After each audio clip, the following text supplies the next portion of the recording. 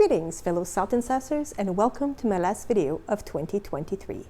Today, instead of highlighting a specific game, I thought I would cover what were my top 3 TTRPG experience that came out of 2023. That is to say that I played in 2023 and that the game came out in 2023. This is my caveat for the fact that I have obviously not played every game in 2023, but of those that came out this year and that I have played, these are the 3 that I want to highlight. They are 3 games that I think deserve special mention for their integration of theme and mechanic, for their ease of entry, as in like the rules are very well explained. You don't have to decode anything. It's very easy to play. There are also personally 3 games that I really enjoy playing. So obviously there is my personal taste. I get into that as well. But either way, I think any of these 3 games would be a very good choice to go for. I would encourage you to check them out. If any of the themes seems particularly appealing, definitely go for it. Out of these 3 games, I've made video for 2 of them. The last one I haven't made yet, and I will explain why when I get to it. So, I will begin with the first one, which is the only one I have a paper copy for, which is Midnight Melodies by Cesar Capocli. I've talked about Cesar a lot in the video. Actually, I think because of the way that my recording thing works, it might be the video that aired 2 weeks ago. Actually, I think it will be. But anyway, in this video, in case you didn't check out, in this game, in case you didn't check out my last video, you are a jazz pianist who is immune to the touch of the Grim Reaper. So since the Grim Reaper can't kill you, he asks you to join forces with him in investigating murders that were unauthorized. It appears that other supernatural are playing in Mr. Reaper's sandbox, killing off humans. So basically what happens is at the end of your nightly performance, you go into your tip jar, this piece of paper, there's a name. That's how you start with. You start with the name of the victim. And as you roll for prompt and everything else, you slowly uncover more and more of the victims' for example, history, right? Like, so who they were, what their profession was, what's their deep, dark secret, why they were killed, how they were killed, and finally by whom. And once you have gathered all this information up, you can report back to the Grim Reaper.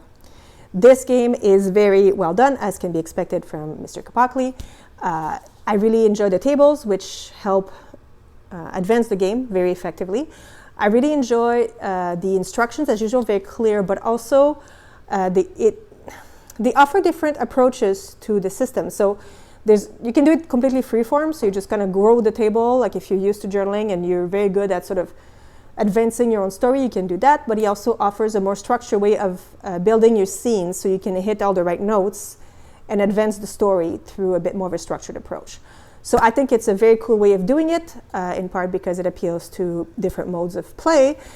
And again, this theme is absolutely fantastic as far as I'm concerned. Really enjoyed the noir supernatural investigation. And I didn't think that it was really that easy to pull for a solo experience, so definitely very cool. The second game I want to cover is Tales of the Burnt Stones by René-Pierre Deshay. I have made a video for this one as well. It is a very cool dark fantasy game. It is not necessarily solo, it is solo friendly, but it can also be played as a group.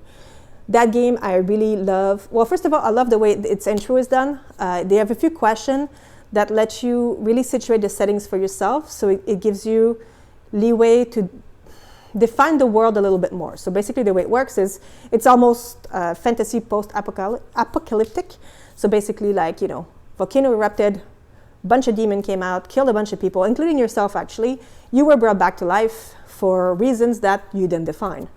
So basically, this game in its introduction invites you to decide how long ago this disaster happened, what does it mean for you, how you're living with it and everything else. So not just the character creation, but also a little bit of lore of the world that you're predefining, which I think really helps build the story.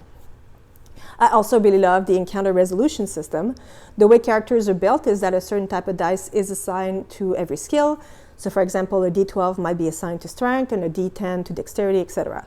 And what happens is that when you're trying to resolve an encounter, be it combat or just sort of an obstacle, you would use the dice that's assigned to a skill. So basically, if I'm trying to hit an enemy really hard, I would roll with my assigned dice for strength, probably, which will be a D12. Once I have resolved that attack, then my strength gets downgraded to a D10. And so the next time I draw on my strength, I would use a D10. So this makes combat and encounter resolution pretty dangerous. The system it's built on is called breathless, which means it's important to catch your breath. Rest, recoup your skills. I think it does a good way of simulating going through a really, really difficult time in a really difficult world. It's darker than what I usually go to, as I just finished talking about my love of noir murder, but whatever.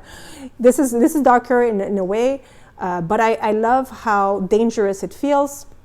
It's not a constant hack and slash.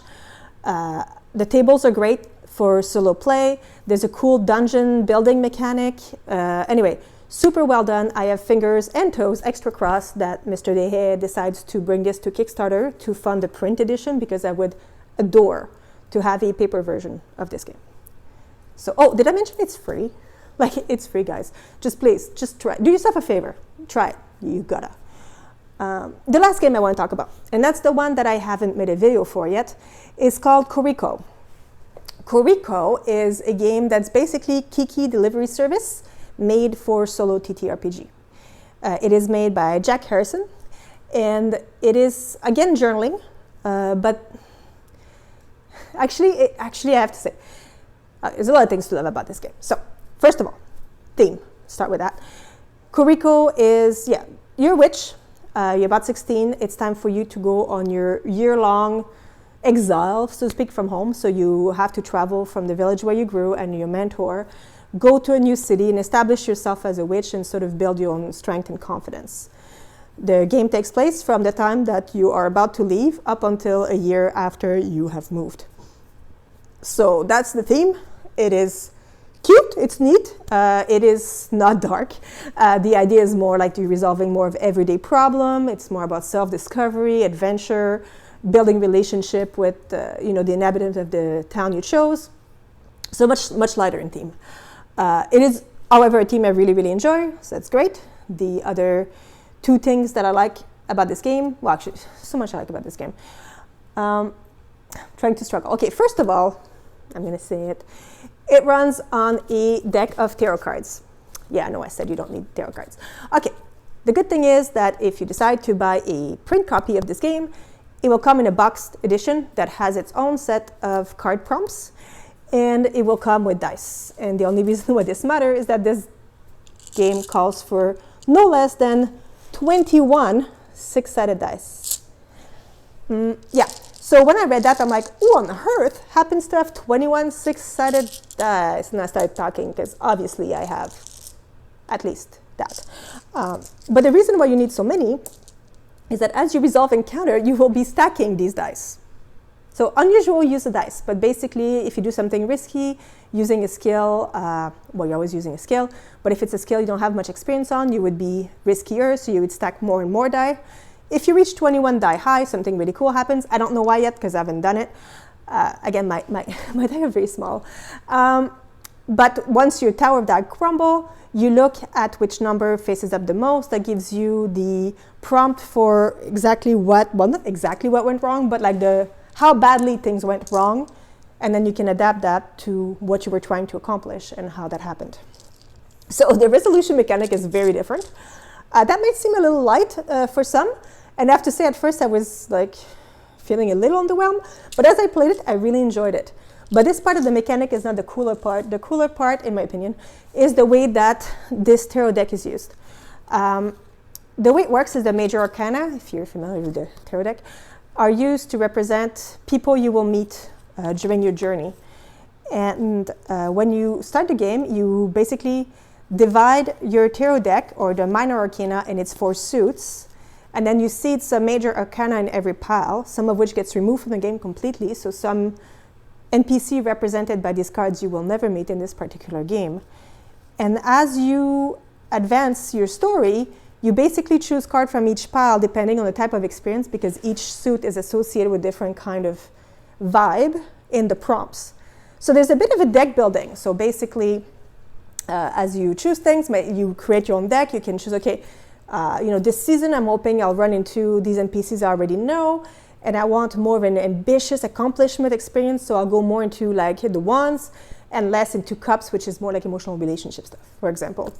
And then you basically build your I'll call it a seasons deck. There's a better terminology than that, but I'll use that. And from there, you will only draw 7 cards. So you can kind of direct the kind of prompt you're getting, but you never completely control it. And sometimes, based on the season, you're given specific direction as to how many of each pile or a minimum of something. It's so cool. It's so neat. It is so, so neat. I absolutely adore. So again, a little deck building, a little more direction to the prompt, less randomness. It actually encourages a more cohesive story. It's cool. Like, it's very brilliant. The other thing that I want to highlight about Corico and why I think it's an excellent first journaling game. So if the team ever interests and you're not sure if you want to try journaling games, Corico, please. The way that the rules are laid out, first of all, is super friendly. You don't have to read the whole rule book before you begin. Basically, as you read the rules, it walks you through the game. So it's a very easy barrier, easy entry into the genre.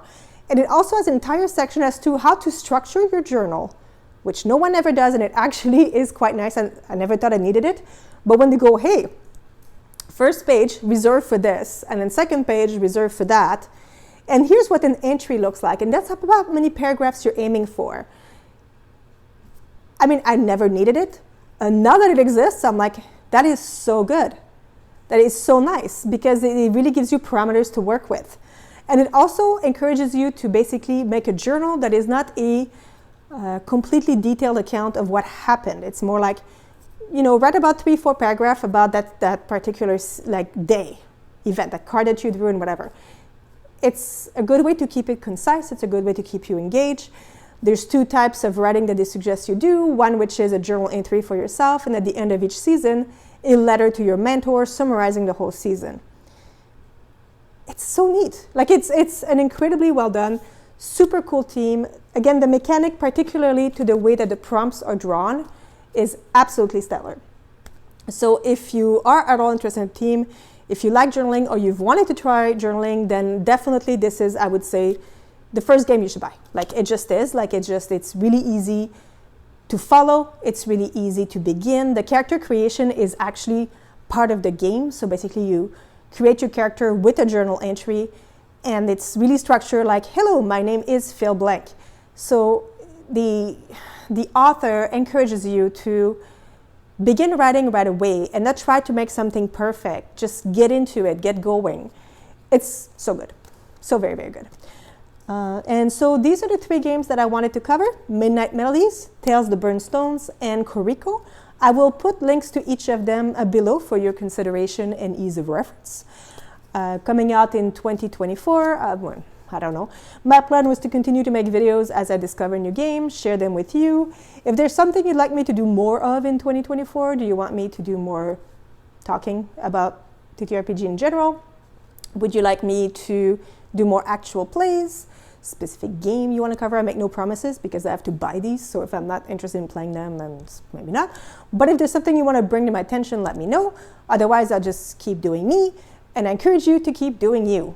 That said, happy holidays to all of you who celebrate at this time of year, and if not, I hope you enjoy the weather. Actually, I'm a big lover of winter. I love all seasons, except maybe fall. I don't know, fall, and I like it up until the leaves fall off the tree. Again, I'm in Canada. November just generally sucks. It's now December. There's snow outside. There's a tree right here. Loving every minute of it. So, happy holidays where it applies. Otherwise, a wonderful, wonderful day. Thank you for watching, and looking forward to hearing more about you in 2024.